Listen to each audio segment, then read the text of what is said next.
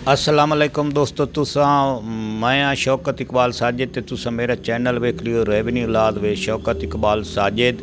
ते अज की जिहड़ी असीं गल तुहानूं कर रहे हैं पैमाइश के हवाले नाल 10 मरले की पैमाइश किस तरह की वेंदी है। यानी एक अगर 10 मरले का प्लाट है तुसा खरीदना तो ओदी पैमाइश तुहानूं पता होना चाहिए तो भाई इस तरह करनी इतना है।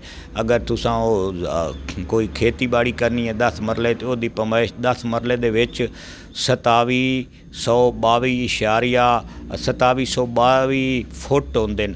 अच्छा, इन फुटां नूं तुसां किस तरह पता करना कि साढ़े 10 मरले बनते हैं। तुस 16 ज़रब 16 16 ये करके जेड़े ये बनसे उन्होंने टोटल 10 नाल ज़रब देसो तो तुहाडा ये बन वशी 2722 फुट। ये तुहाडे 10 मरले की पैमाइश हो गई। अगर ये इस तरह तुसा करना। अगर मेरी वीडियो अच्छी लगे मेरे चैनल सब्सक्राइब करना, दोस्तों शेयर भी करना। अगर मेरी पैमाइश गलत है तो कमेंट्स ही करने।